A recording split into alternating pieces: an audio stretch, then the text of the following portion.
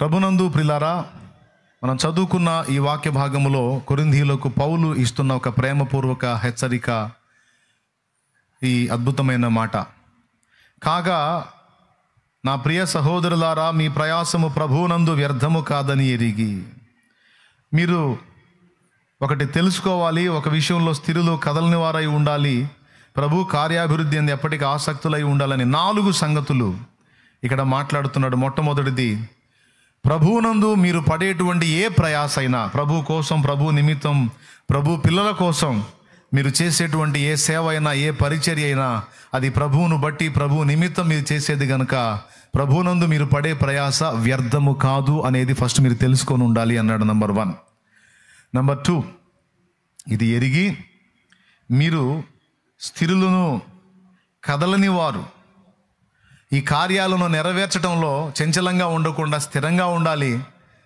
అలాగే ఈ విషయాల్లో కదలని వారై ఉండాలి, చలించని వారై ఉండాలి. ప్రభు కార్యాభివృద్ధి అందు కొంతమందిని సహజంగా మనం చూస్తాం, ఒక్కోసారి తీవ్రమైనటువంటి ఆసక్తితో దేవుని కోసం పరిగెత్తుతూ ఉంటారు. కొన్నిసార్లు ఆత్మీయ జడత్వం సోకినట్టుగా కదలకుండా అలాగ ఉండిపోతారు. కొన్నిసార్లు తీవ్రంగా ఇతరులకు ప్రకటించి ఆత్మలను రక్షించాలనే భారంతో పరిగెత్తబుద్ధి అయింది.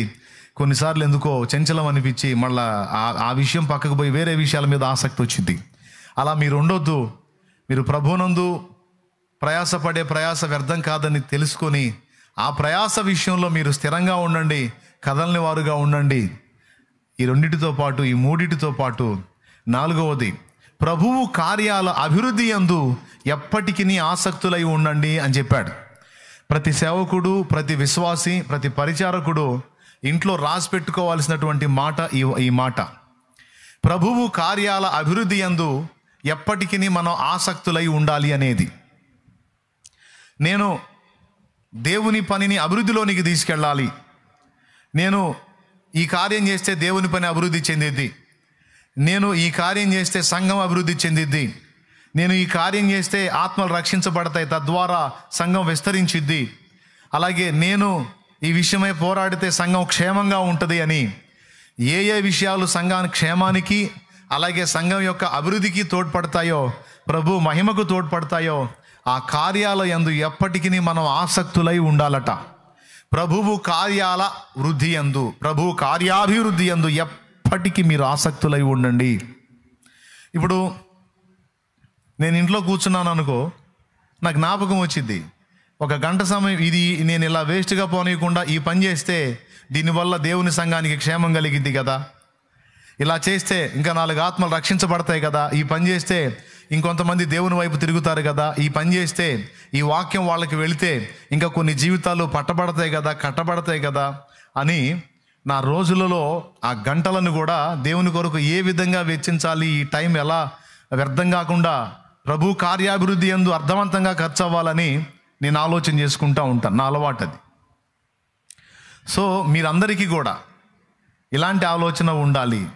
మీరు స్థిరులు కదలని వారై ఉండి ఎప్పటికీ ప్రభు కార్యాభివృద్ధి యందు ఆసక్తి కలిగి ఉండాలి అని మనం కలిగి ఉండాల్సినటువంటి దృక్పథాన్ని గురించి పౌలు కొరింథీయులతో ఆనాడే మాట్లాడాడు. అది ఈనాటికి కూడా జీవసహితమైన మాట, అది మనందరికీ ఉపయుక్తమైన మాట.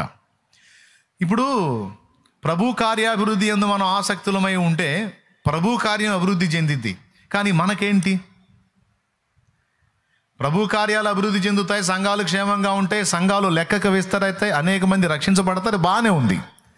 కానీ ఇప్పుడు మరి నాకు వచ్చిన ఉపయోగం ఏంటి? నా సమయం ధనార్జనకు నేను ఉపయోగిస్తే, లోకాన్ని సంపాదించుకోవడానికి ఉపయోగిస్తే, మంచి ఇల్లు కట్టుకుంటాను, పావలాబేడ బ్యాంకులో వేసుకోగలుగుతాను, నా పిల్లలకి మంచి ఫ్యూచర్ ఇవ్వగలుగుతాను, ఇవన్నీ ఉంటాయి కదా. కానీ మీరు బోధించడం ఎలా బోధిస్తున్నారు? మీరు ఎప్పటికీ ప్రభు కార్యాభివృద్ధి యందు ఆసక్తులై ఉండండి. మీరు ఏం చేసినా అందులో దేవుని పనికి వృద్ధి కలిగించే విధంగా, దేవుని పనికి లాభం చేకూరే విధంగా, అందులో కూడా ప్రతి దానిలో దేవుని పని జరిగే విధంగా మీరు చర్యలు తీసుకోండి అని చెప్తున్నారు. అలా దేవుని పని చేయటం వల్ల మాకు అనుకూరే ప్రయోజనం ఏంటి? సహజంగా మనుషులు ఎట్లా చూస్తారో తెలుసా? కొంతమంది బాగా ధనాన్ని సంపాదించిన వాళ్ళు చెప్పే సూక్తులు ఏంటో తెలుసా? ఇంత గొప్ప ధనవంతుడు మీరు ఎలా అయ్యారు అంటే వాళ్ళు చెప్పే ఆలోచన ఏంటో తెలుసా? నేను ఏ నిమిషం వెచ్చించినా, ఏ గంట వెచ్చించినా, ఎవరితో మాట్లాడినా, రోడ్డు మీద నడిచినా, పేపర్ చదివినా, ఏం చేసినా అందులో నేను డబ్బుని ఇంకా ఎలా సంపాదించగలను, డబ్బుని ఇంకా ఎలా ఇన్వెస్ట్ చేసి దాన్ని అభివృద్ధి చేయగలనని ఎప్పుడు ధనాన్ని అభివృద్ధి చేయడానికి నా ఆలోచన నిరంతరం దాని మీదే పనిచేస్తూ ఉంటుంది. నేను రోడ్డు మీద నడుస్తూ పోతుంటే దీనిలో ఈ నడకలో నేను వెళ్ళాల్సిన గమ్యస్థానాన్ని చేరే మధ్యలో ఏం చేసి సంపాదించగలను. న్యూస్ పేపర్ చదివానంటే అందులో కూడా నేను ఇందులో ఉన్న వాటిలో దేన్ని ఉపయోగించుకొని, ఏ మ్యాటర్ ఉపయోగించుకొని నేను డబ్బుని ఇంకా డెవలప్ చేయగలని మాట్లాడినా నా మైండ్ అదే ఉంటుంది. ఏది? డబ్బులు కమాయించాలి, పైసా కమాయించాలి, ఆ డబ్బుని సంపాదించాలి. న్యూస్ పేపర్ చదివినా అందులో అదే వెతుకుతాను. వ్యక్తితో మాట్లాడినా ఈ వ్యక్తితో మాట్లాడితే నాకు ఉపయోగం ఉందా అనుకుంటేనే వాడితో మాట్లాడతాను. వీటితో మాట్లాడితే నాకు ఏ విధమైన ధనలాభం లేదంటే వాడిని నేను టైం ఇవ్వను. నేను ఎవరితోనైనా మీటింగ్ పెట్టానంటే నాకేంటి ప్రతిఫలం అనేది ఫస్ట్ చూసుకుంటాను. అలాగా అన్ని విషయాల్లో నేను డబ్బుని సంపాదించటమే ధ్యేయంగా పెట్టుకొని దానిని అభివృద్ధి చేయాలన్నదే లక్ష్యంగా పెట్టుకొని నేను తిప్పలబడ్డందున నేను మరి ఇంత పెద్ద ధనవంతుడిని కాగలిగాను అని బాగా డబ్బు సంపాదించిన వాళ్ళని అడిగితే వాళ్ళు చెప్పే ముచ్చట్లు ఇవే. నాకు ఒక 10,000 వచ్చిందంటే ఈ 10,000తో ఇంకో 10,000 ఎలా సంపాదించాలి అని ఆలోచిస్తాను. ఆ 20,000తో ఇంకొక 20,000 ఎలా సంపాదించాలని ఆలోచిస్తాను అని వాళ్ళ వ్యూహాలన్నీ చెప్తూ ఉంటారు. నీకు యూట్యూబ్లో ఇలాంటి వాళ్ళు కుప్పలు తెప్పలుగా కనపడతారు. వాళ్ళు మాట్లాడి మనల్ని డబ్బు సంపాదన కొరకు పురికొల్పే విధంగా వాళ్ళు ఇచ్చినటువంటి మోటివేషనల్ స్పీచెస్ బోల్డ్ అని ఉంటాయి. మీకు ఇంటర్నెట్లో ఇంగ్లీష్లో ఉంటాయి, తెలుగులో కూడా ఉంటాయి. అలాగే ఇంకా వేరే వేరే వాటిల్లో డెవలప్ అయిన వాళ్ళు మీరు ఎలా సాధించగలిగారంటే వాళ్ళు చెప్పేది అదే. ఎనీ టైం నేను అదే మైండ్లో ఉన్నాను. అర్థమైందా? నిజంగా అలా చేశారు, మరి డబ్బుని పెద్ద కుప్ప వేశారు, మరి ఎంత బాగానే చేశారు. చివరికి వాళ్ళకి మిగిలింది ఏంటి, వనగూరింది ఏంటంటే ఒక మంచి ధనవంతుడిగా ప్రఖ్యాతిగాంచారు. పని చేయించుకుంటారు, కొంతమందికి జీతాలు ఇస్తారు. అందులో వాళ్ళు ఎట్లా తృప్తి చెందుతారు తెలుసా? కొంతమందికి నేను ఉపాధి ఏర్పాటు చేశానని ఆనందపడతారు, కొంతమందికి ఉపాధి ఏర్పాటు చేశానంటారు. అని మళ్ళీ ఫ్రీగా డబ్బులు ఇవ్వటం కాదు, మళ్ళీ వాళ్ళ చేత చాకిరీ చేయించుకొని పైసలు ఇస్తారు. కానీ వీళ్ళు ఎట్లా ఫీల్ అవుతారు తెలుసా? కొంతమందికి వృత్తి ఏర్పాటు చేశానంట, పోనీ సగం మంచి, అందులో ఆనందాన్ని వెతుక్కుంటారు. అట్లాగా లోకాన్ని ఆర్జించేవాళ్ళు.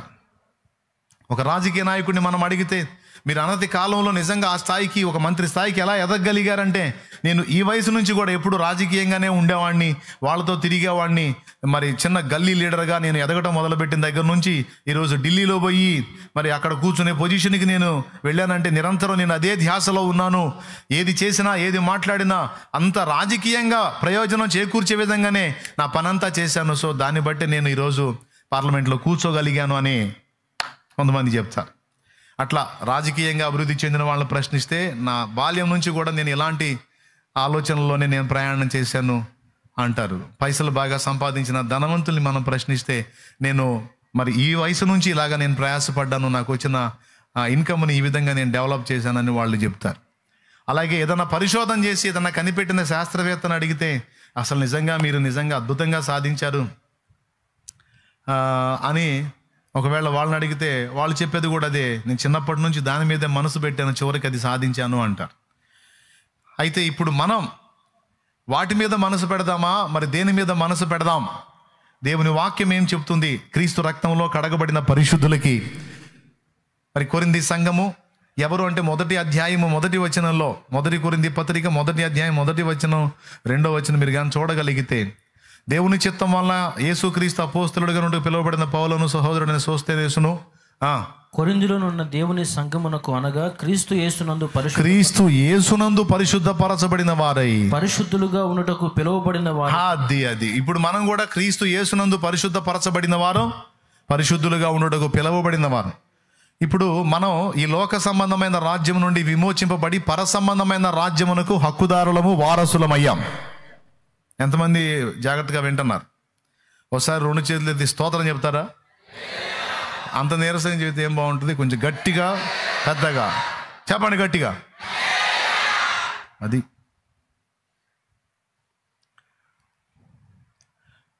మనం క్రీస్తు రక్తంలో కడగబడి పరిశుద్ధపరచబడ్డాం, పరిశుద్ధులుగా ఉండక పిలువబడ్డాం.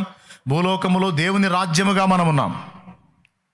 మన నాయకుడు ప్రభు, ఆయన దూతలముగా, ఆయన సేవకులముగా, ఆయన పాద దాసులముగా, ఆయన పనిలో దేవుని చేత నిర్ణయించబడిన వారముగా మనం ఉన్నాం. మరి ఇప్పుడు మన సైకాలజీ ఎలా ఉండాలి? రాజకీయంగా ఎదగడానికా, డబ్బు పరంగా ఎదగడానికా, లేకపోతే భూమి మీద ఇంకా ఏదైనా సాధించడానికా అంటే అవన్నీ తర్వాత నంబర్ 1లో ఉండాల్సింది ఏంటంటే మన అందరికీ కూడా ప్రభువు కార్యాభివృద్ధి యందు ఎప్పటికీ ఆసక్తి ఉండాలి. అంటే ఒక ధనవంతుడు తను నడిచినా, పేపర్ చదివినా, ఎవరితో మీటింగ్ వేసినా, ఏ ప్రాంతానికి వెళ్ళినా అన్నిట్లో ధనాన్నే వెతికినట్లు క్రీస్తు యేసునందున్న మనము ఏది చేసినా అన్నిటిలో దేవుని పనికి ఉపయోగపడే విధంగానే ఆలోచనలు చేయాలి. ఒక వ్యక్తితో మనం మాట్లాడాము, ఒక గంట సమయం కేటాయించామంటే ఆ ఆత్మకు సువార్త చెప్పిన అనుభవం మనకు ఉండాలి.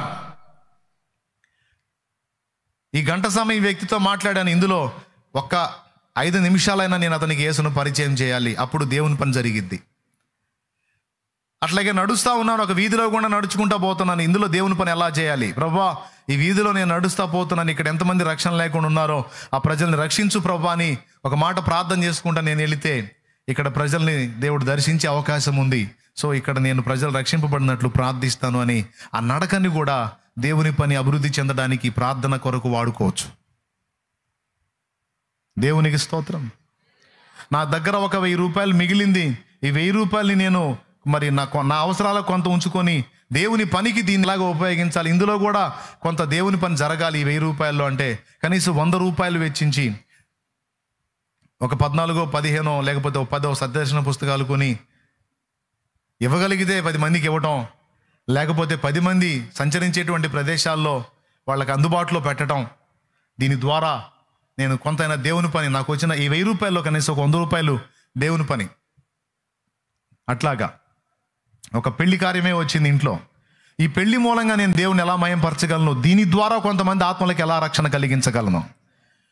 ఏదో పెద్ద వయసు వాళ్ళు ప్రభు దగ్గరికి వెళ్ళిపోయారు అనుకుందాం, ఈ మరణం ద్వారా నేను సమాజానికి ఎలాగ క్రీస్తును పరిచయం చేయాలి, దీన్ని ఉపయోగించుకొని నేను ఎలాగ ఆత్మలకు సువార్త చెప్పాలి, అలాగే వాళ్ళ జ్ఞాపకార్థం, ఈ జ్ఞాపకార్థాన్ని ఉపయోగించుకొని 4 ఆత్మలకి నేను ఎలాగ క్రీస్తును పరిచయం చేయాలి.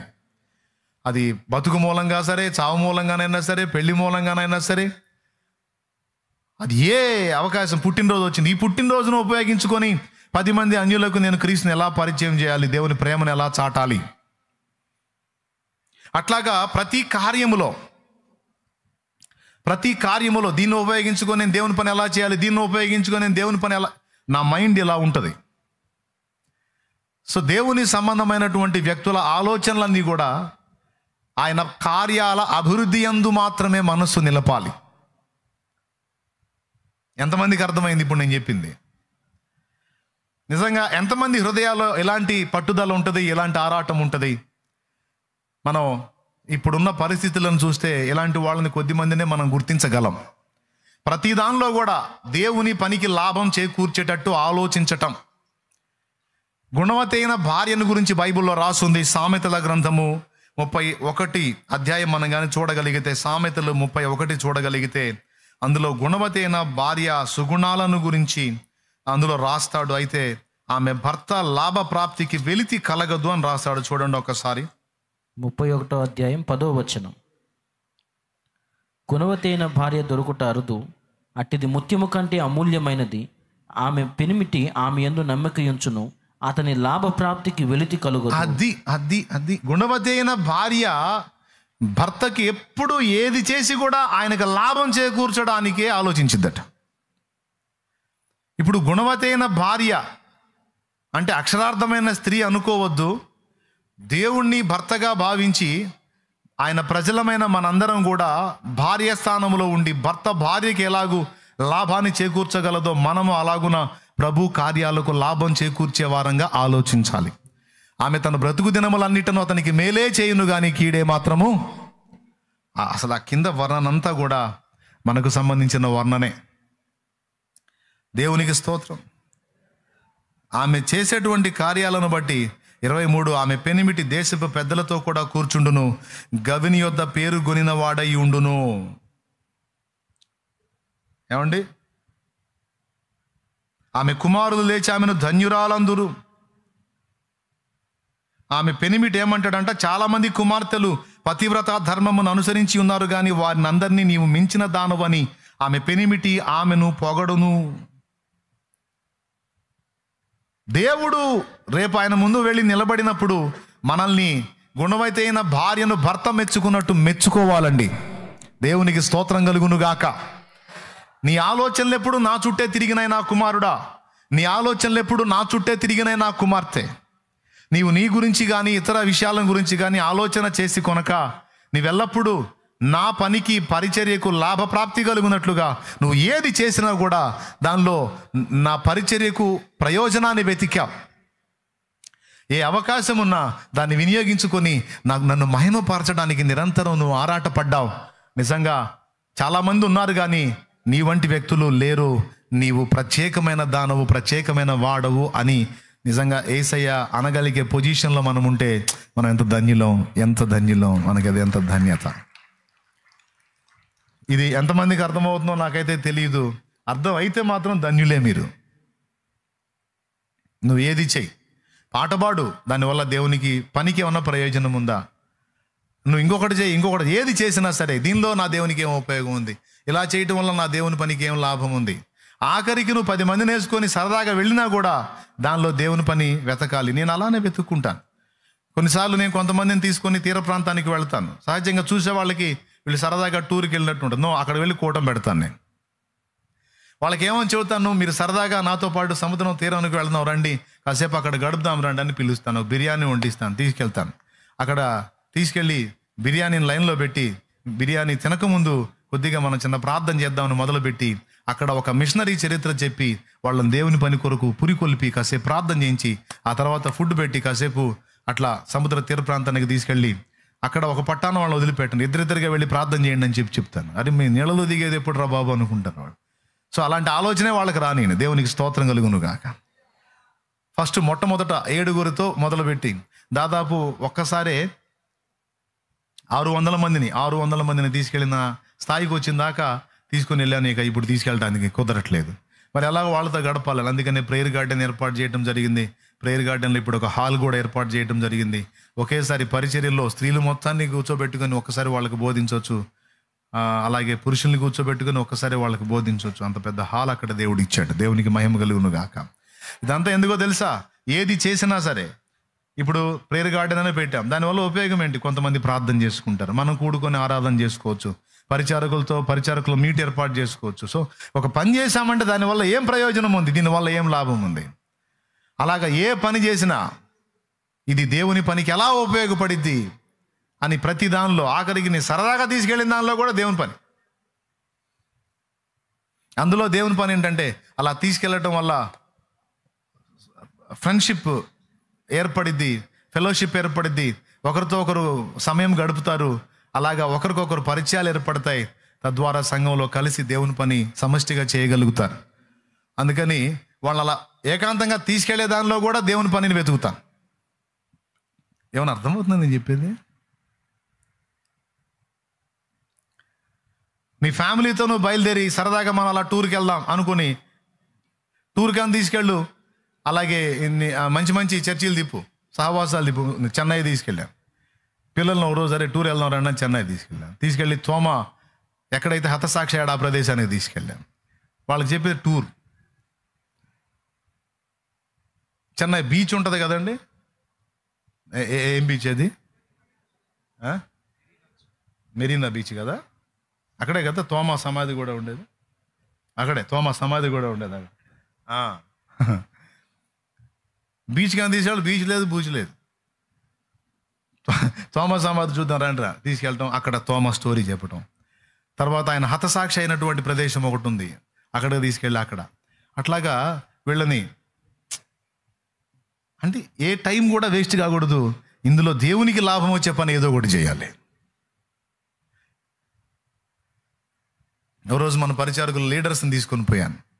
మనం వైజాగ్ పోదాం రండి అని తీసుకెళ్ళాం. మొత్తం ఆ రౌండ్లో 5 చర్చిలు ఓపెన్ చేసి వచ్చాం. దేవునికి స్తోత్రం కలుగునుగా. తీసుకెళ్ళిందేమో వాళ్ళని ఎందుకు తీసుకెళ్ళాము? సరదాగా తిరుగుదామంటే ఆనందంగా ఎక్కారు బస్సు.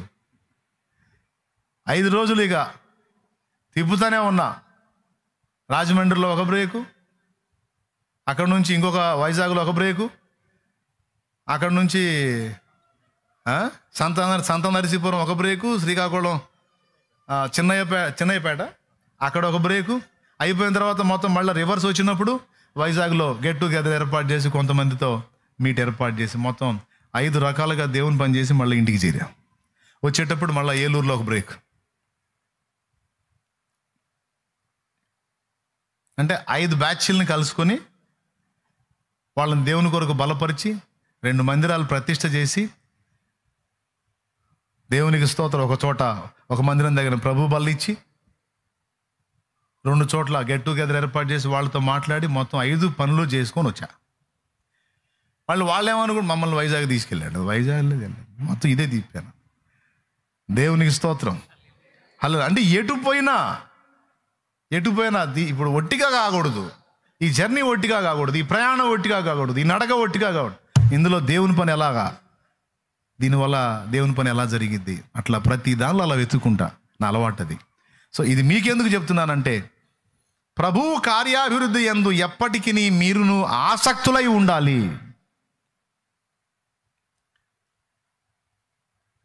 ఈ పని చేయటం వల్ల దేవునికి మహిమ వచ్చింది, ఈ పని చేయటం వల్ల అన్ని జనుల్లో దేవుని నామానికి మహిమ వచ్చింది, దేవుని ప్రేమ అన్ని జనులకు తెలిసింది. నేను చెప్తున్నా, ఇప్పుడు విజయవాడలో నీటి ముంపునకు గురైన ప్రాంతాలకు వెళ్ళు.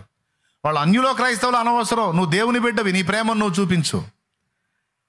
నిజంగా మా కోసం మీరు ఎంత రిస్క్ చేశారు బ్రదర్ అని వాళ్ళు అన్నారు అనుకో, ఇది యేసు ప్రభు నేర్పిన ప్రేమ అని ఒక మొక్క చెప్పు. తర్వాత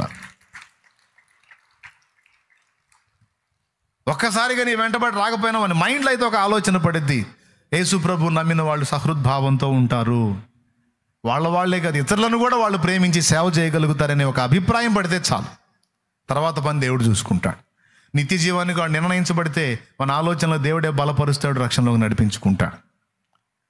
అట్లా ఏది చేసినా దానిలో దేవుని పనికి లాభించే విధంగా, ప్రభువుకు మహిమ వచ్చే విధంగా, ఆత్మలకు రక్షణ వచ్చే విధంగా, ఆత్మీయులకు క్షేమాభివృద్ధి కలిగే విధంగా ఏ పని చేసినా దాని వెనక మన ఉద్దేశాలు, ఆలోచనలన్నీ ప్రభువు కార్యాభివృద్ధి విషయమై ఉండాలి. అది మీ ఆసక్తి, మీ మైండ్ ఎప్పుడు, మీ ఇంట్రెస్ట్ ఎప్పుడు కూడా దాని మీద పెట్టండరా అని నేర్పుతున్నాడు పౌలు.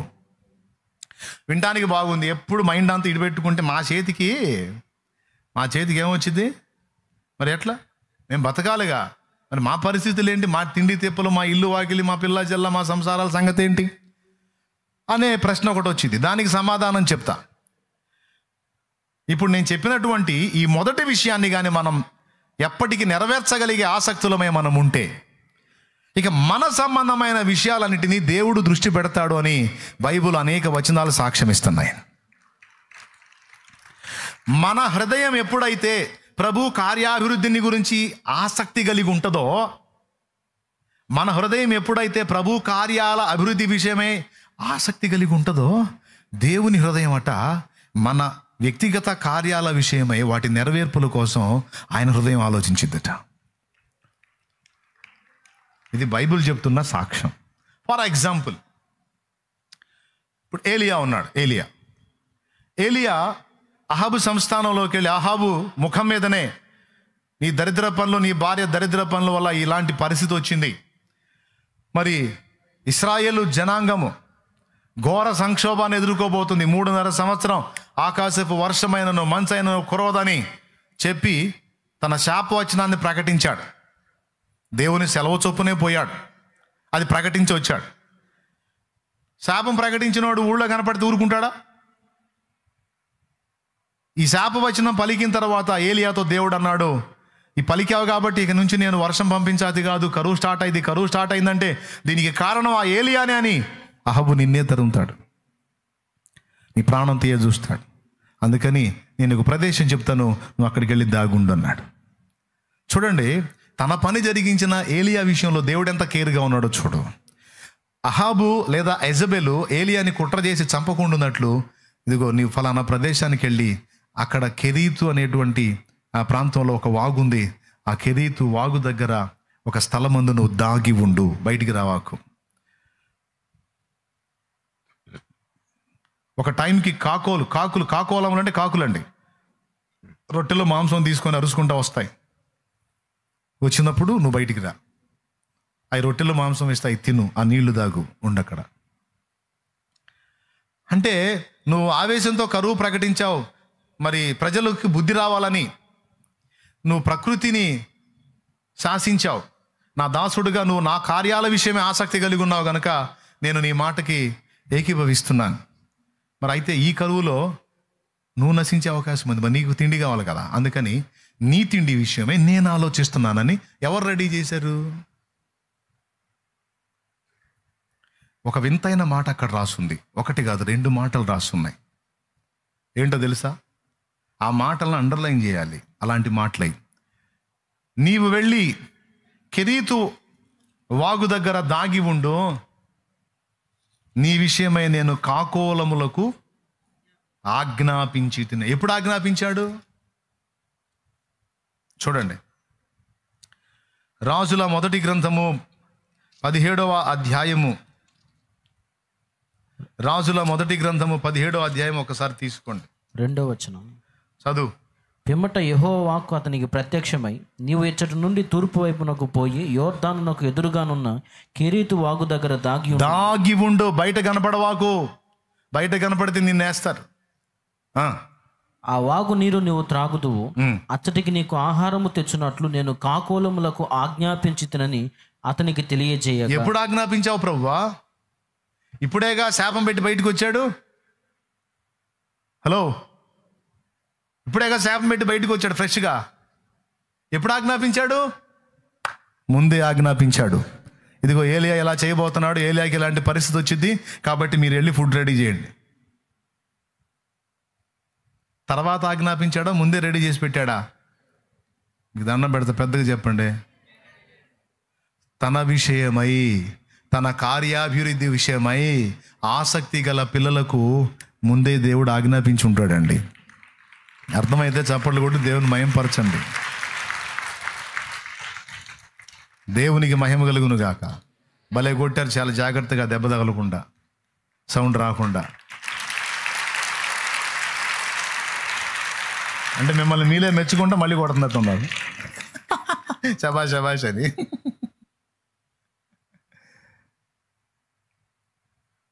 ఆ వాగు నీరు ఎండిపోయిన తర్వాత ఆయన ఏమంటాడో తెలుసా? నీవు లేచి సీదోను సంబంధముకు సారెపతుకు పో, అక్కడ నిన్ను పోషించినట్లు నేను ఒక విధవరాలికి సెలవిచ్చితను అన్నాడు. అయిపోయింది, ముందే రెడీ చేశానని చెప్తాడు. ఎంత ఆశ్చర్యకరమైన విషయమో చూడండి. అంటే తన విషయములో ఆసక్తి గల వారందరినీ దేవుడు ఎంత పట్టించుకుంటాడో దీన్ని బట్టి మనకు ఒక నిరూపణ.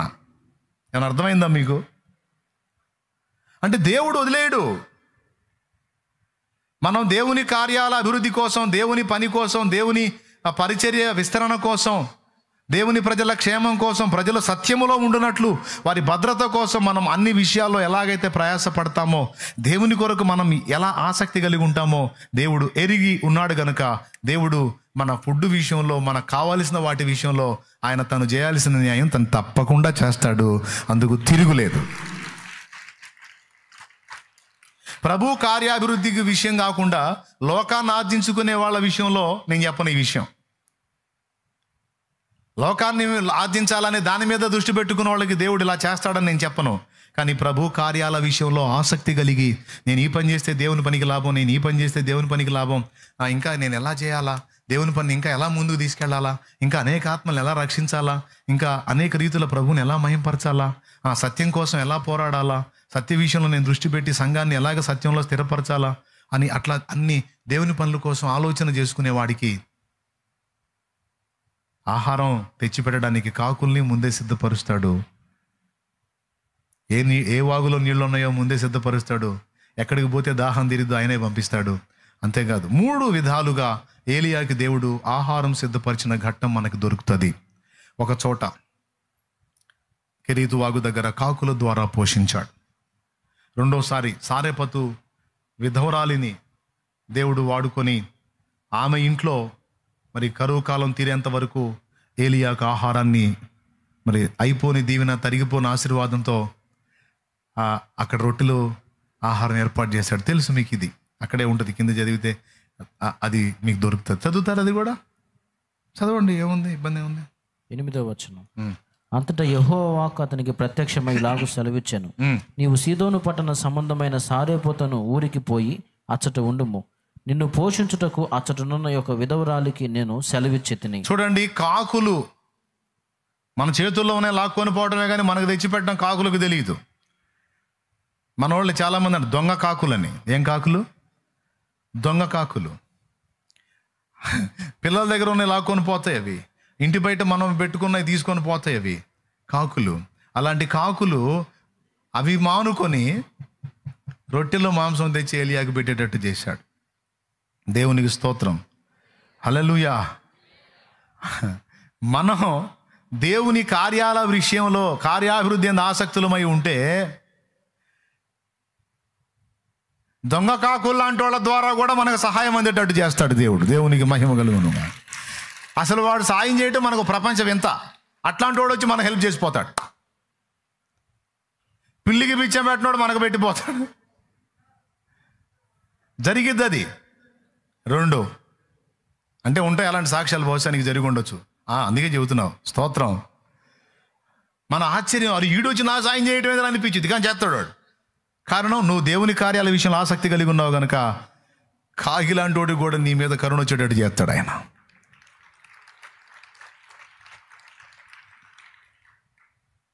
విధవరాలు ఆమెకే ఫుడ్కు లేక లాటరీ కొడుతున్న పొజిషన్లో ఆమె ఉంటే ఆమె దగ్గర ఫుడ్ ఏర్పాటు చేశాడండి. ఆశ్చర్యం కదా.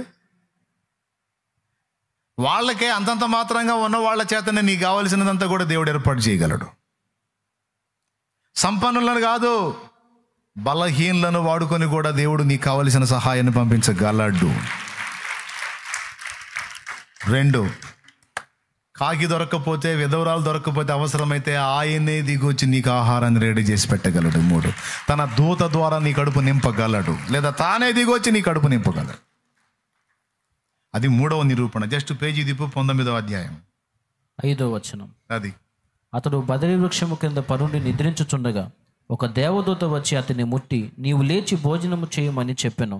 చూసారా, తన దూత ద్వారా అవసరమైతే, కాకి దొరక్కపోతే, మనిషి దొరక్కపోతే అవసరమైతే దూతనైనా పంపించి. చూడండి, ఇక్కడ దూత ఏలియా దగ్గరకు వచ్చి రొట్టెను నీళ్లను సిద్ధం చేసి, అతడు చూచినంతలో అతని తల దగ్గర నిప్పుల మీద కాల్చబడిన అప్పమును నీళ్ల బుడ్డియు కనబడెను. మళ్ళీ ఒకసారి చదువు, నేను 5వ వచనం నుంచి. అతడు బదరి వృక్షము కింద పరుండి నిద్రించుచుండగా ఒక దేవదూత వచ్చి అతన్ని ముట్టి, నీవు లేచి భోజనము చేయమని చెప్పి. ఈ మాట చూడండి, ఒక దేవదూత వచ్చి అతన్ని ముట్టి. దేవదూతలు ఆత్మలుగా బైబిల్లో చెప్పబడింది, అలాగే వాళ్ళు బాడీస్ కూడా కలిగి ఉన్నట్టు బైబిల్లో చెప్పబడింది. ముట్టి టచ్ చేశాడు దేవదూత. ఏలియా లే, నీవు లేచి భోజనం చేయమని చెప్పాను. చదువు. అతడు చూచినంతలో అతని తల దగ్గర నిప్పుల మీద కాల్చబడిన అప్పమును నీళ్ల బుడ్డియు కనబడిన గనుక అతడు భోజనము చేసి తిరిగి పరుండెను. అంతటితో వదిలిపెట్టాడు, మళ్ళీ పెట్టాడు. చదువు.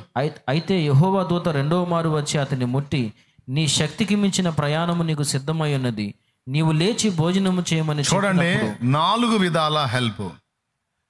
మొట్టమొదటి చదువు నాన్న, మళ్ళీ ఒకసారి చూడండి, ఆ వచనం చూడండి, చెప్తాను. అయితే యెహోవా దూత 2వ మారు వచ్చి, మొదటిసారి ఏమన్నాడు? దేవదూత అన్నాడు. నీ కోసం ఒక కాకిని సిద్ధపరచగలడు, కాకి దొరక్కపోతే ఒక మనిషిని సిద్ధపరచగలడు, మనిషి దొరక్కపోతే ఒక దేవదూతను సిద్ధపరచగలడు, ఆ దేవదూత కాకపోతే అవసరమైతే యెహోవా దూతే నీ కోసం దిగి రాగలడు.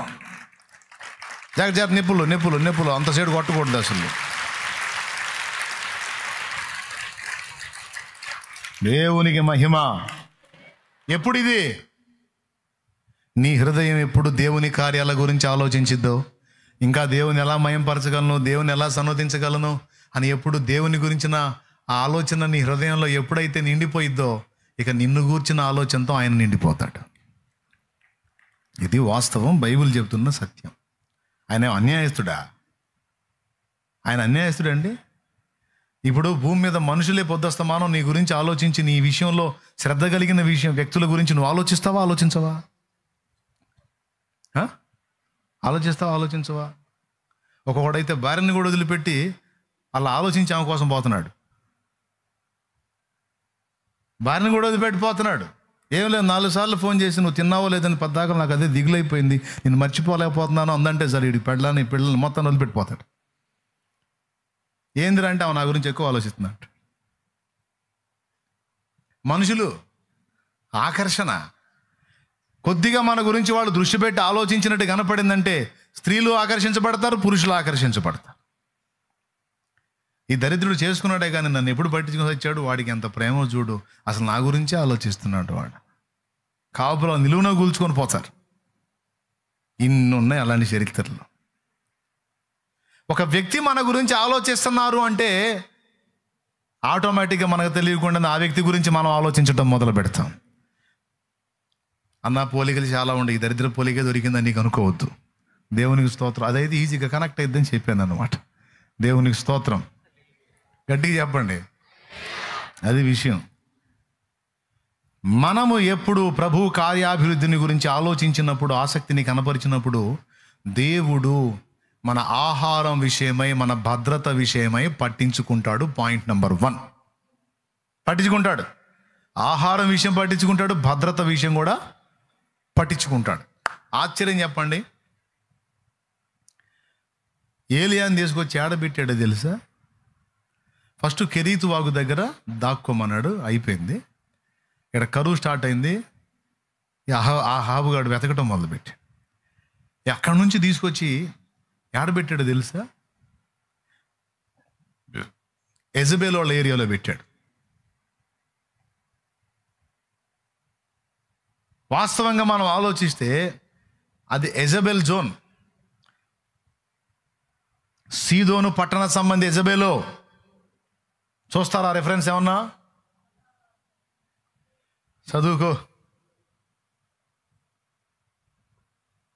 అహాబు భార్యది ఏ ఊరో చూడండి.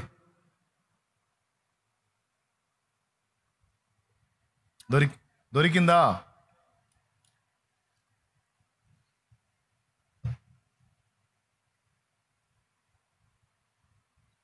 ముప్పై 31వ వచనం చదువు. 16:31. నెబాతు కుమారుడైన యెరోబోము జరిగించిన పాపక్రియలను అనుసరించి నడుచుకున్నట్టు స్వల్ప సంగతి అనుకొని అతడు సీదోనీయులకు రాజైన ఎద్బయలు కుమార్తె అయిన యెజబెలును వివాహం చేసుకొని బయలుదేవతను పూజించుచు వానికి మ్రొక్కుచుండెను.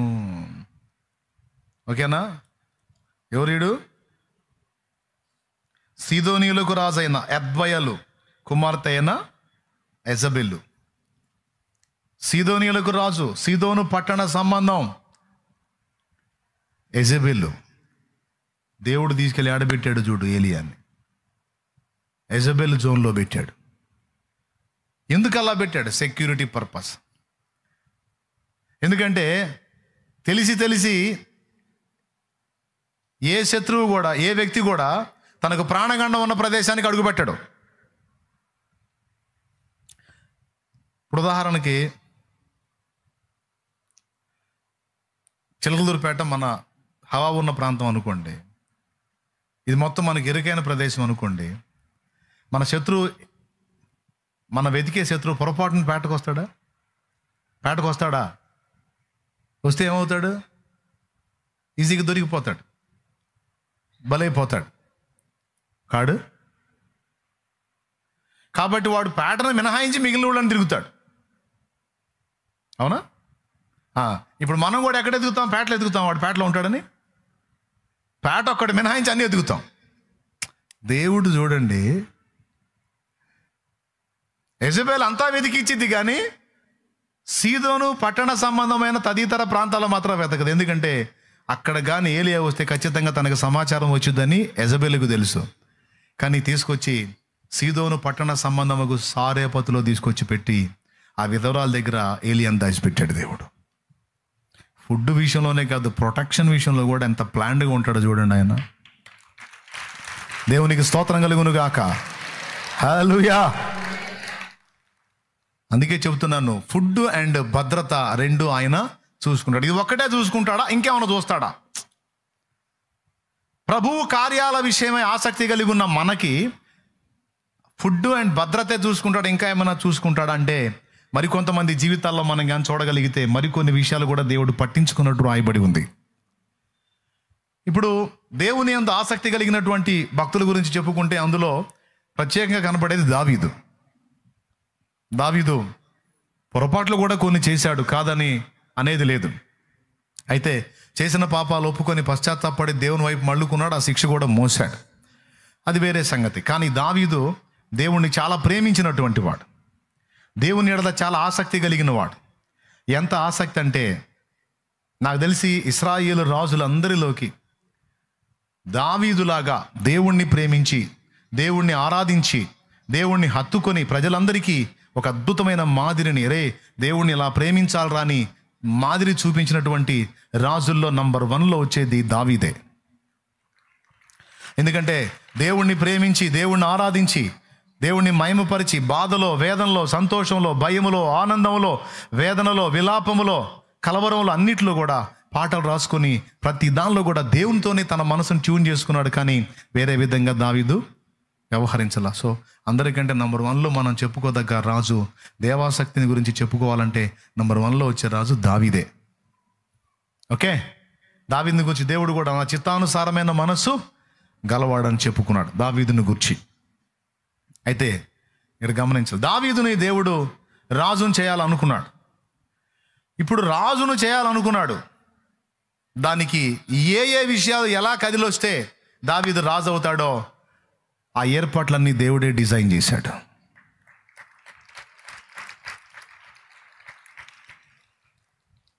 ఈ వ్యక్తిని ఎలా హెచ్చించాలి, ఏ ఏ పరిస్థితులు సమకూరిస్తే ఈ పరిస్థితులన్నీ కలిపి దావీదు రాజు అవుతాడు అని మొత్తం స్కెచ్ అంతా ఇస్తున్నాడు. ఫిలిస్తీన్లు రేపాడు ఇశ్రాయేల్ మీదకి, వాళ్ళకి వీళ్ళకి యుద్ధం సంగతి లేటట్టు చేశాడు, వాళ్ళలోంచి గొల్యాత్ గాడి లైన్లో కూర్చోటట్టు చేశాడు. ఇప్పుడు మీకు చిన్న ఎగ్జాంపుల్ చెప్తానండి. యెషయి కుమారులు 7 అనుకుందాం, ఎనమండగురు అని ఉంటుంది, 7 అని కూడా ఉంటుంది. సరే 7 అనుకుందాం. యుద్ధానికి అందరూ పోయారా, కొందరే పోయారా? యుద్ధానికి ఎంతమంది పోయారు? యుద్ధానికి ఎంతమంది పోయారు?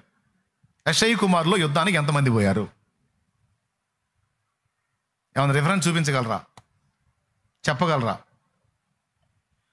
చెబితే సంతోషిస్తాను, నేను చెబితే ఏమో ఉంటుంది, మీరు అసలు చూసి చెబితే నేను కూడా కొంచెం బాగానే బైబిల్ చదువుతున్నారని లోపల మురిసిపోయి పండుగ చేసుకుంటా.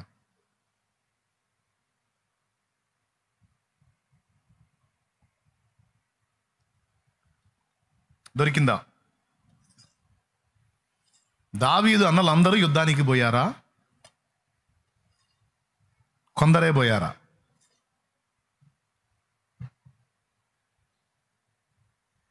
పర్వాలా, టైం ఇస్తా, వెతకండి. పర్లేదు, పెద్దగా చెప్పండి, మనసులో కొనుక్కోకండి, చెప్పండి, పర్లేదు. 17వ అధ్యాయం 12, 13 వచనమా? ఏముంది, చదువురా అక్కడ. అయితే యెషయి యొక్క 3 పెద్ద కుమారులు యుద్ధమునకు సౌలు వెంటను పోయి ఉండేది. సూపర్, అది అట్లా చదవాలా. ఆ రిఫరెన్స్ చెప్పినా మళ్ళీ ఒకసారి. 1 సమూయేలు గ్రంథము 17వ అధ్యాయం 13వ వచనం. ఇప్పుడు యుద్ధానికి ఎంతమంది పోయారని ఉంది? 3. యెషయి యొక్క 3 పెద్ద కుమారులు యుద్ధమునకు సౌలు వెంట పోయి ఉండిరి. యుద్ధమునకు పోయిన ఆ 3 కుమారుల పేర్లు ఏమనగా, జ్యేష్ఠుడు ఏలియాబు, 2వాడు అబీనాదాబు, 3వాడు షమ్మా. ఓకేనా? అప్పుడు మిగిలిన 4 ఎక్కడున్నారు? మిగిలిన 4 ఎక్కడున్నారండి? యుద్ధంలో లేరంటే ఎక్కడ ఉంటారు కదా? రైట్, ఇంటికాడ ఉండాలి. కానీ యెషయి చూసావా, గొర్రెలు కాసేవాడిని పనిగట్టుకొని పిలిపించి, ఎవరిని? దావీదుని. ఎందుకు అతనికి ఆయన పంపించాలనిపించింది? చూడండి, సరే ఫిలిస్తీన్లు వచ్చారు, వాళ్ళు కలిసి కొట్టుకుంటే గొడవే ఉండేది కాదు. మళ్ళీ గొల్యాత్ గాడు వచ్చి సవాలు విసరటం, వాడికి ఆ బుద్ధి ఎందుకు పుట్టింది? అరే మనందరం కొట్టుకు సావటం ఎందుకురా, నేను ఒకడు ఉన్నాను, మీలోంచి ఒకడిని పంపించండి, మేము ఇద్దరం ఫైట్ చేసుకుంటాం, నేను ఓడిపోతే మా వాళ్ళు మీకు దాసులు అవుతారు, మీ వాడు ఓడిపోతే మీరు మాకు దాసులు అవుతారు, ఈజీ అయిపోయిద్దిరా అనే బుద్ధి వాడికి ఎందుకు పుట్టింది? అసలు ఇట్లాంటి ఆలోచనలు ఎవరు కల్పించారు? ఎవరిని లైన్లో తీసుకురావడానికి ఇలాంటి వ్యూహరచనలు జరుగుతున్నాయి? ఇదంతా ఏ వ్యక్తిని లైన్లో తేవటానికి దేవుడు ఇలాంటి పరిస్థితులు కలిపి రప్పిస్తున్నాడు? దేవుని ప్రేమించు వారికి, ఆయన కార్యాల విషయమై ఆసక్తి గల వారికి సమస్తము మేలు కొరకే సమకూడి జరిగేటట్టు ఆయన రప్పిస్తాడు, ఆయన జరిగిస్తాడు. అందులో కొన్ని గొడవలు కూడా ఆయనే రప్పిస్తాడు అనిపించింది. కొన్ని గొడవలు, కొంతమంది విడిపోటాలు కూడా అందుకే వచ్చాయి అనిపించింది.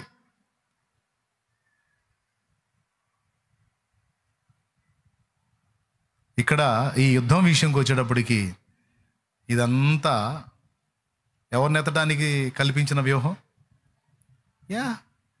సో దేవుడు తన కార్యాల విషయమై తనను ప్రేమించి తన కార్యాభివృద్ధి యందు ఆసక్తి కలిగిన ప్రజలను ఘనపరచునట్లు, వారి తల ఎత్తునట్లు అందుకు కావలసిన ఏర్పాట్లు కూడా దేవుడే చూసుకుంటాడు. ఇది రెండవ సంగతి. మొదటిది ఏం చెప్పాను? వాళ్ళ ఫుడ్ అండ్ ప్రొటెక్షన్. మూడవది ఏం చెప్పాను?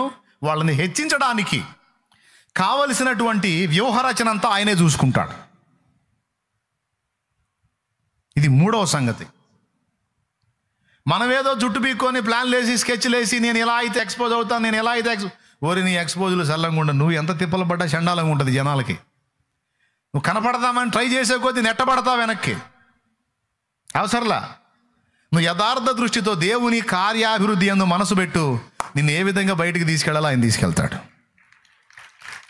అయితే బయటికి తీసుకెళ్లాలని కార్యాభివృద్ధి యందు మనసు పెట్టవాకు. ఆయన తీసుకెళ్ళిపోయి నేను ఎవరిని గణపరచబట్టానికే ఏంది నా గొప్ప? ఆయన లేకపోతే, ఆయన ఉండబట్టేగా ఏదైనా. నేను గణపరచబడేది నా బొందా? నేను ఆమూలాగ్రం ఖర్చయి కరిగిపోయి నా దేవుని మహిమార్థమై వెలిగితే అంతే చాలు అని యథార్థ దృష్టితో దేవుని కార్యాల విషయమే మనం ఆసక్తులమై ఉంటే ఆయన అన్యాయస్తుడు గాడే. ఆయన చూస్తా ఊరుకోడే. నిన్నెలా పైకెత్తాలో ఆయనకి తెలుసు, నిన్నెలా ఘనపరచాలో ఆయనకి తెలుసు. వాళ్ళు అలా అన్నారు, వీళ్ళు ఇలా అన్నారు, వీళ్ళు అలా అన్నారు, వాళ్ళు ఇలా అన్నారు. నేను తృణీకరించబడుతున్నా, అందరూ ముందుకెళ్ళిపోతున్నారు, నేను వెనకబడుతున్నా. నువ్వు కూడా పరిగెత్తు ముందుకి, బోర్లు పడుతూ. కానీ అవసరంలా. ఎవడు ఎంత ముందైనా బాగున్నా, ఎంత హడావుడన్నా కానీ వాడు 7 అడుగులు ఉన్నాయి, 8 అడుగులు ఉన్నాయి.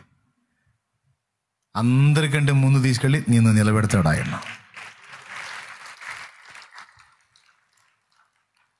ఈ పిచ్చిదానికి ఎప్పుడు నన్ను కూర్చిన ఆలోచన, నా కార్యాలను కూర్చిన ఆలోచన, తన ఘనతను పట్టించుకోదు, గొప్పను పట్టించుకోదు, సంతోషాన్ని పట్టించుకోదు, తన తిండి పట్టించుకోదు, తిప్పలు పట్టించుకోదు. ఎప్పుడు నా ఆలోచనే. ఈమెని ఇంతగా నన్ను ప్రేమించి నా గురించి ఆలోచిస్తున్నప్పుడు నేను కాకపోతే ఈ బిడ్డను ఎవరు పట్టించుకుంటారు? నేను కాకపోతే ఈ బిడ్డ గురించి ఎవరు ఆలోచిస్తారని ఆ దేవుడు నీ గురించి ఆలోచించడం మొదలుపెట్టిన నాడు ఇక నీ చరిత్ర మామూలుగా ఉంటుందా? ఆయన వదిలేస్తాడా? ఏ విధంగా నీవు ప్రజల్లోకి వెళ్ళాలో, నీ గళాన్ని ఎలా బలపరచాలో, నీ స్వరానికి ఎలా విలువనివ్వాలో, నీకు అధికార దండాన్ని ఇచ్చి నీ వాయిస్ కూడా వాల్యూ ఎలా తేవాలో నా దేవుడికి బాగా తెలుసు. అందుకు అనువైన పరిస్థితులన్నీ కల్పించి నిన్ను హెచ్చిస్తాడు ఆయన. మరి లేకపోతే యెషయికి ఇంకా 3 కొడుకులు ఇంటికాడ ఉన్నారు. అరే గొర్రెల కాసుకోవడానికి వెళ్ళినటువంటి దావీదుని పిలిచి పంపించకపోతే మిగిలిన 3 ఎవరినోడిని పంపించవచ్చుగా. మీకు ఎప్పుడన్నా వచ్చింది ఎలాంటి డౌట్? ఇలాంటి డౌట్లు మాకు రావంటారు కదా మీరు. ఏమండి, పంపించవచ్చు కదండి ఎవరినో ఒకళ్ళని. అరే 4వ నువ్వు పోరా, అరే 5వ నువ్వు పో, అరే 6వ నువ్వు పో అనొచ్చు. ఇలా 7 నా పేరు 7వ నువ్వు రా అని ఎందుకన్నా? దేవునికి స్తోత్రం కలుగును గాక. కొంతమందికి మన మీద అలాంటి ఆలోచనలు ఆయనే పుట్టిస్తాడు. ఓకే, సరే పోయేటప్పుడు మళ్ళీ సన్నివేశం ఎట్లా క్రియేట్ చేశాడో చూడు. కరెక్ట్గా దావీదు ఎంటర్ అవుతున్నాడు, గొలియాతు గాడు వచ్చి కోతలు కోస్తున్నాడు. ఒకవేళ దావీదు వచ్చినప్పుడు గొలియాతు కానీ రాకపోయినట్టయితే వాళ్ళ అన్నలను పలకరించి ఆ ఫుడ్ ఇచ్చి వెళ్ళిపోయేవాడు. కరెక్ట్గా దావీదు ఎంటర్ అవుతున్నాడు, వాడు దేవుడిని తిట్టడం, దావీదు చెవులు పట్టడం ఒకేసారి జరిగేటట్టు దేవుడు ఆ సన్నివేశాన్ని కూడా కలిపి రప్పించాడు. దేవునికి మహిమ. ఇంకేడా అన్నం లేదు, జొన్నం లేదు. ఇక ఈడేంది ఇంతలా మాట్లాడుతున్నాడు, జీవం గల దేవుని సైన్యం ఇది, ఇంత సైన్యాన్ని ఇంత తేలిగ్గా మాట్లాడుతున్నాడు, సున్నతి లేని ఫిలిస్తీయుడు వీడు, వీళ్ళు నిబంధన ప్రజలు, వాగ్దాన ప్రజలు, వీళ్ళేది బెదిరి పరిగెత్తుతున్నారు, వాడేది అంతలా మాట్లాడుతున్నాడు అని అరే ఇక రక్తం ఉడికిపోయింది మనిషికి. ఎవరన్నా ముందుకెళ్తారేమో చూశాడు, ఎవరు వెళ్ళట్లా.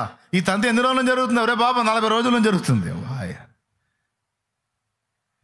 ఈ 40 రోజుల నుంచి వీడు ఇంతను మాట్లాడుతుంటే ఇంత మందిలో రోషం గలవాడు ఒక్కళ్ళేడా? మా నయ్యోళ్ళకే రోషం ఏంది వచ్చింది? మన్నోళ్ళు ఉన్నారుగా, వెళ్ళొచ్చుగా. అరే నాకు ముందే తెలుసు మా అన్నోడు ఒకటి దర్దంలో, వాళ్ళు అసలు వారు. ఇంకేం ఒకడిని కదిలిచ్చాడు, వాడిని కొడితే ఏమిస్తాన్నాడు రాజు అని. వాడు పోయి ఏం చేశాడు తెలుసా? అన్నలకు చెప్పాడు. అన్న పిలిచి ఏం చేసి తెలుసా? పెద్దన్న ఏలియాబు, నీ గర్వం రో, ఆ గొర్రెలను ఏం చేశా? యుద్ధం చూచుటకే కదా నీ వచ్చితివి అని తిట్టడం మొదలు, నరాల వీక్నెస్ తెప్పియడం మొదలు పెట్టాడు. ఆ అబ్బాయి పడిచి దులిపేశాడే. రాగడు మనిషి వెళ్ళి మళ్ళీ సవులు పిలిచి నువ్వు బాలుడు, వాడు పెద్ద ఇది అంటాడు. వాడిని పొగిడి దావీదుని తక్కువ చేసి మాట్లాడతాడు. దావీదుకు మండి వాడిని ఎండు పొగుడు కూడా అలవాటు అయిపోయింది నీకు. వాళ్ళు ఇల్లు కాదు, అందరికంటే ఆయన గొప్ప. సింహము బలము నుండి, ఎలుగుబంటి బలము నుండి నన్ను కాపాడిన సైన్యములకు అధిపత్యగా యెహోవా నాకు తోడుగా ఉన్నాడు, ఆయన నామమును బట్టి నేను వెళ్తా. నాకు చాలా బాధగా ఉంది సార్, నాకు చాలా సిగ్గుగా ఉంది. వాడు అంత లేచి మాట్లాడుతుంటే, దేవదూషణ చేస్తుంటే నేను ఎట్లా ఊరుకుంటాను? నా వల్ల కాదు.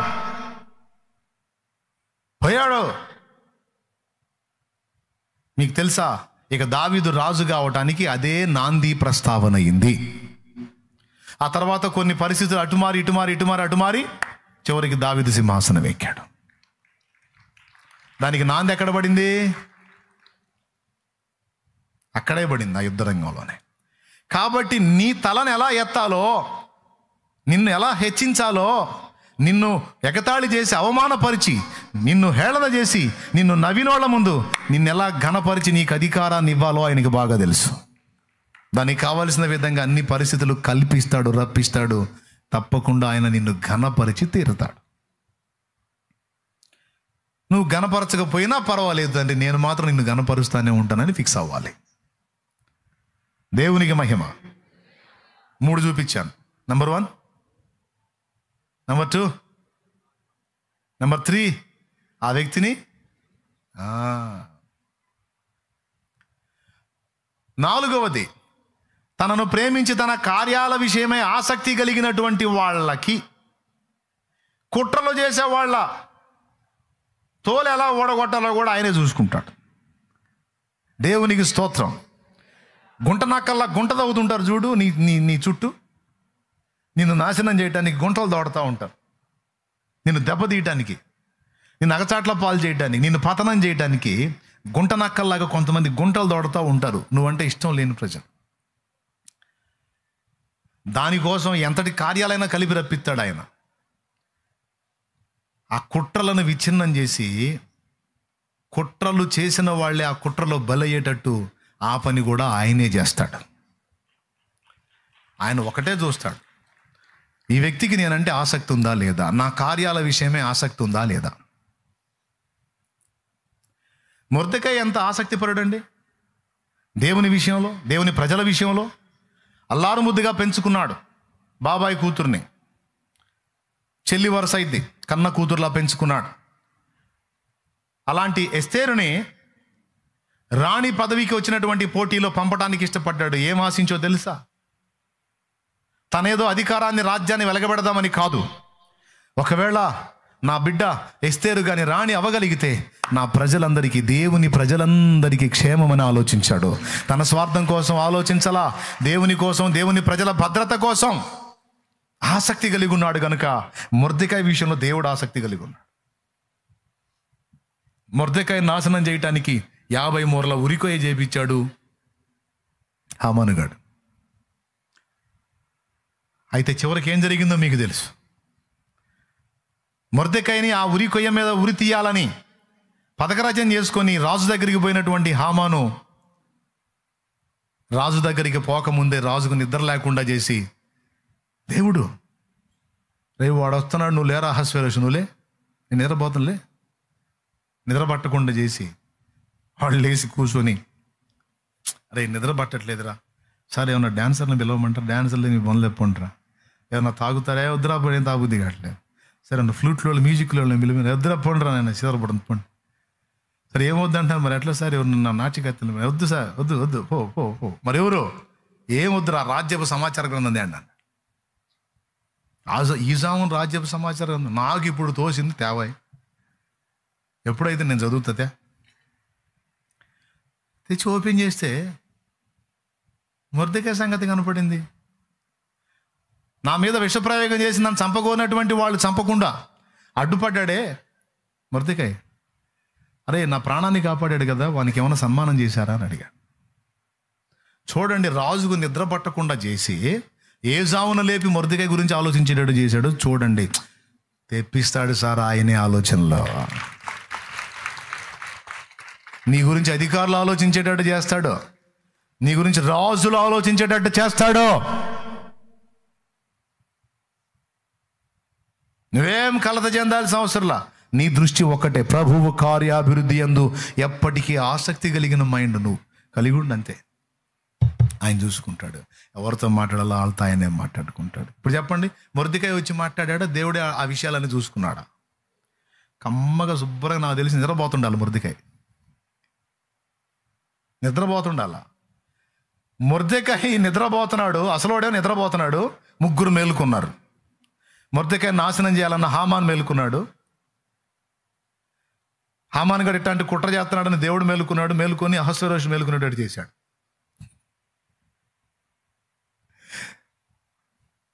ఇట్లా మనకు తెలియకుండా మన వెనక మనల్ని ఎన్నిసార్లు చాటు చేసుకున్నాడు, ఎన్నిసార్లు కాపాడుకున్నాడో ఎవరు గుర్తించగలరు? మన వెనక జరిగే కుట్రలు, ఎన్ని కుట్రలు నిర్వీర్యం చేశాడో, మన మీద జరిగే మాంత్రిక శక్తుల ప్రయోగాలు ఎన్ని నాశనం చేశాడో, మన మీదకి వచ్చిన అపవిత్రాత్మలు ఎన్నిటిని అడ్డుకున్నాడో నీకేం తెలుసు సోదరా సోదరి? నీ మీద జరిగిన కుట్రలు, ఎన్ని కుట్రలు నీకు తెలియకుండా విఫలం చేశాడో. నీ శత్రువులు నిన్ను చూసి ఏమి చేయలేకపోతున్నాడు, గుటకలు మింగేటట్టు ఎన్నిసార్లు చేశాడో.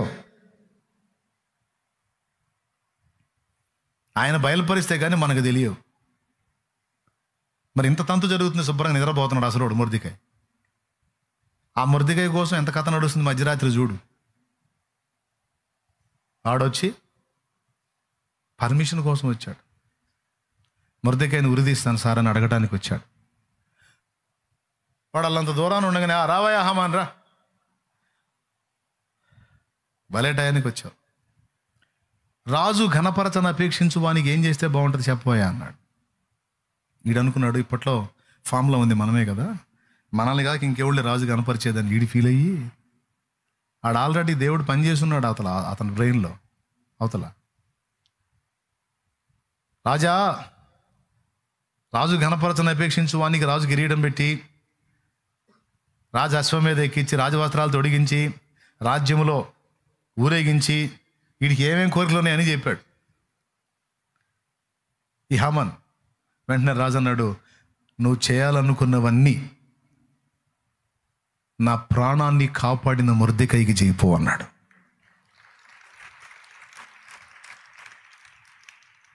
పలుగాకి లోకం నిందించిన ఏకాకివై నీవు రోదించిన, పలుగాకి లోకం నిందించిన ఏకాకివై నీవు రోదించిన, అవమాన పర్వాలు ముగిసేనులే, ఆనంద గీతాలు పాడేవులే, నవ్వినోళ్ళంత నీ ముందు తలను వంచేరు ఇక ముందు, నవ్వినోళ్ళంత నీ ముందు తలను వంచేరు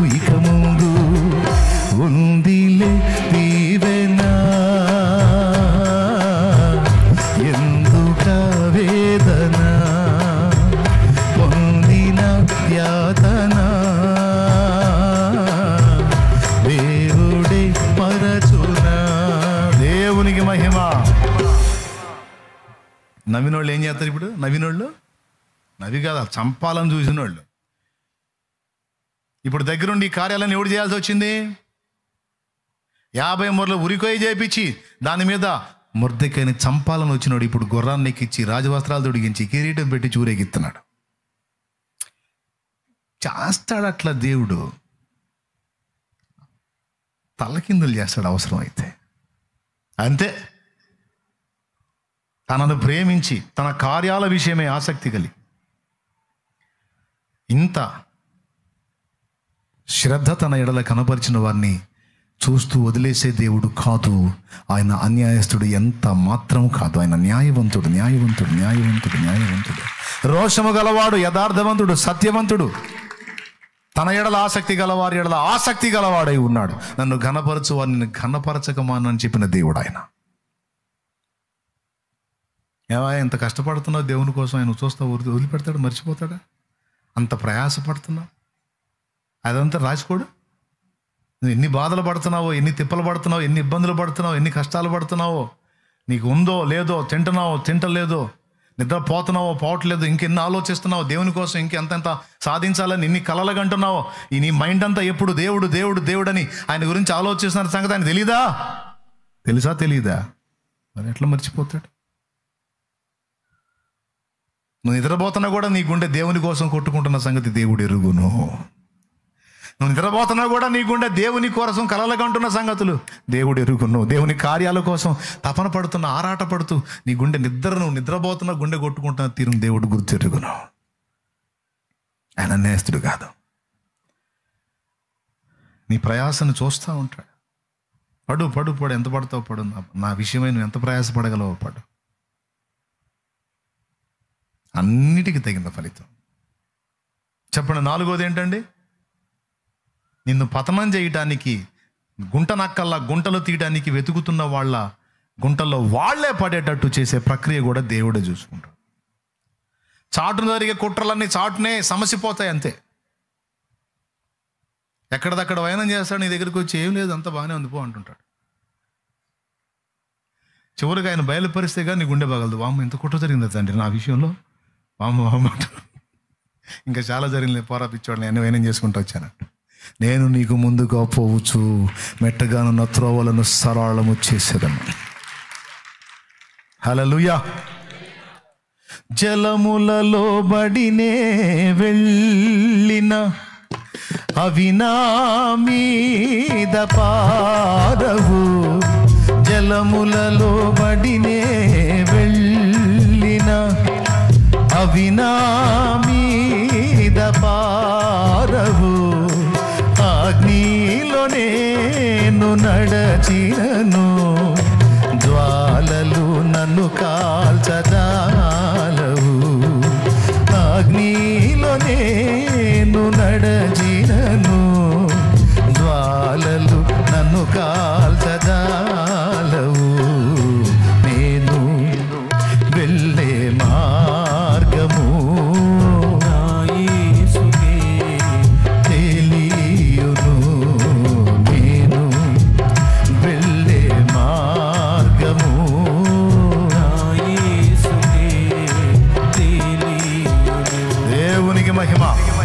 అయిపోయింది.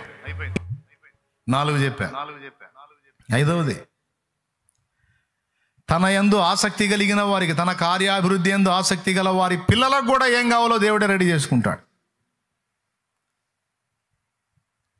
ఇస్సాకుని బలిపీఠం మీద నుంచి దించవయా, ఎట్లా మరి? ఇస్సాకుని దించితే ఇస్సాకుకు ప్రతిగా ఏముందండి? అదిగో పొదలో కొమ్ములు తగులుకున్న పొట్టేళ్ళు ఉంది చూడు, తెచ్చి దాన్ని ఇస్సాకు బదులుగా ఇవ్వమంటాడు.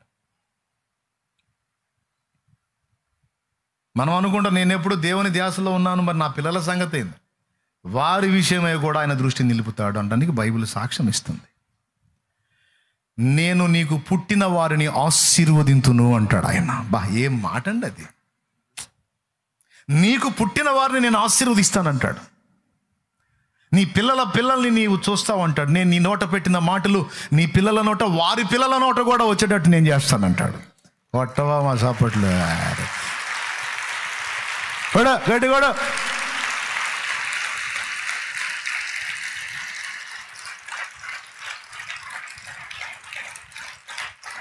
దేవునికి మహిమ కలుగునుగా.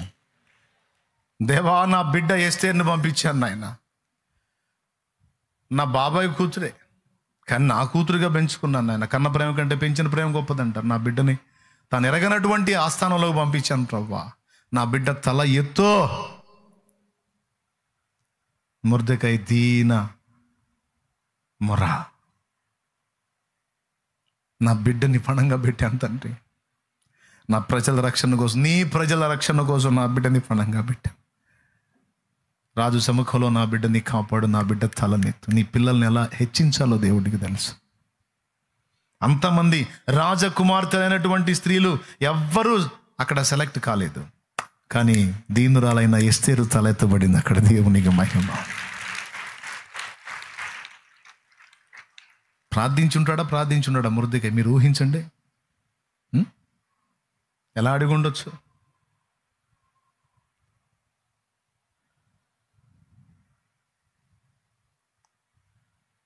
ప్రభా,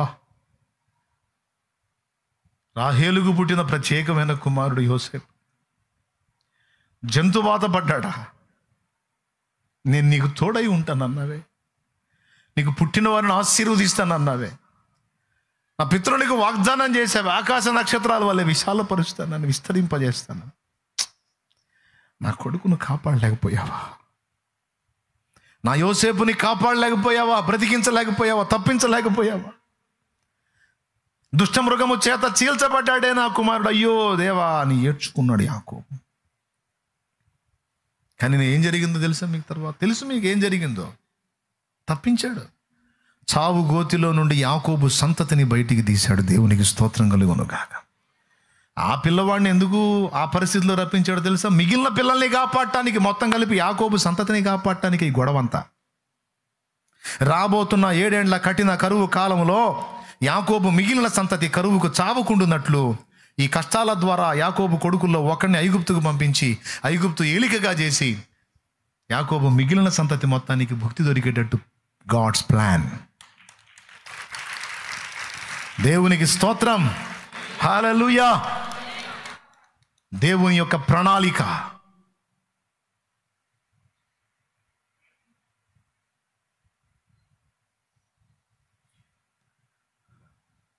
ఆ కొడుకులు వచ్చి, నానా నీకు ఒక విషయం తెలుసా? అప్పుడు అంగి తెచ్చిచ్చి నీ కొడుకు చచ్చిపోయాడని చెప్పాం కదా, యోసేపు. చచ్చిపోలేదు నాన్న, ఐగుప్తులో ఉండి ఐగుప్తుని వెళ్తున్నాడు. ఐగుప్తుకి ఈలికయ్యాడు తెలుసా అంటే యాకోబు ఆశ్చర్యపోయాడు. హే, ఏం మాట్లాడుతున్నారు మీరు? ఇప్పుడిప్పుడే నేను ఆయన మర్చిపోతున్నాను. మళ్ళా వాడిని నాకు గుర్తు చేసి నాకు దుఃఖం మీద దుఃఖం కలిగిస్తారు ఎందుకు? లేదు నాన్న, యోసేపే యోసేపు వెళ్తున్నాడు నాన్న. నంబర్ 1 పొజిషన్లో ఉన్నాడు. ప్రభువు వాడిని కాపాడాడు, వాడిని ఘనపరిచాడు. కావాలంటే చూడనా, ఈ రథాలు, ఇందులో ఉన్న ఆహారం, తినుబండారాలు ఇవన్నీ అబ్బాయి పంపించినాయే, తమ్ముడు పంపించినాయి నాన్న, తమ్ముడు పంపించి. నేను నమ్మనురా. ఆ రోజు చచ్చిపోయాడని చెప్పింది మీరే, ఈరోజు బతికున్నాడని చెబుతుంది మీరే. మీ మాటలు నేను నమ్మను. నేను ఆ దేవుడిని అడిగి తెలుసుకుంటా. పోయాడు. దేవా, ఏంటి ఇల్లు యోసేపు బతికున్నాడని చెప్తారండి. యోసేపు సజీవుడా? యోసేపు బతికున్నాడా? నా కుమారుడు నిన్ను కాపాడావా? వాడింకా సజీవుడా? యాకోబు నీవు ఐగుప్తుకు వెళ్ళటానికి వెనకాడుతో వెళ్ళావు. నీ కుమారుడైన యోసేపు నీ కన్నుల మీద చేతులు ఉంచున్నావు అన్నాడు.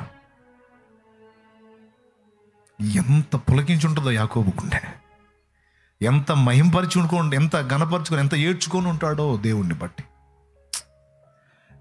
పట్టించుకోనట్టే నన్ను పట్టించుకున్నావు కదయ్యా, నన్ను వదిలేసినట్టే నన్ను నీ చేతుల్లోనే దాచిపెట్టుకున్నావు కదయ్యా. నీ వాగ్దానాలను తప్పిపోయే దేవుడవు కావు. నీవు ఇశ్రాయేలు దేవుడవు, ఇశ్రాయేలు నా దేవుడవు. నువ్వు తప్పిపోవు, నీ మాట తప్పిపో. నేనే నిన్ను అపార్థం చేసుకున్నాను, నేనే నిన్ను సణిగాను, గుడిగా నా బిడ్డను ఎందుకు నువ్వు కాపాడలేదు అని ఆక్షేపించాను. ఆరోపించావు. వాడిని కాపాడటమే కాకుండా, వాడిని ప్రాణాలతో బ్రతికించి ఉంచటమే కాకుండా ఈలికన చేశావా? అవును యాకోబు, వెళ్ళావు, నేను నీతో కూడా వస్తాపు, భయపడవాకు. పోతే యోసేపు ఉన్నాడు అక్కడ. కొడుకు ఎంత పెద్దోడని తండ్రి మర్చిపోడుగా, చూడగానే గుర్తుపెట్టి. ఆ సన్నివేశం ఒక్కసారి ఊహించండి. తండ్రి కొడుకులు ఎంత ఏడ్చుకుని ఉంటారు, ఎంత మయంపరిచి ఉంటారో దేవుణ్ణి. భక్తులను ఎడబాయడండి.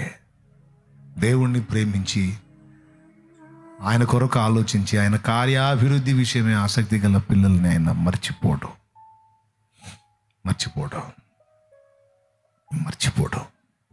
గుర్తుపెట్టుకో.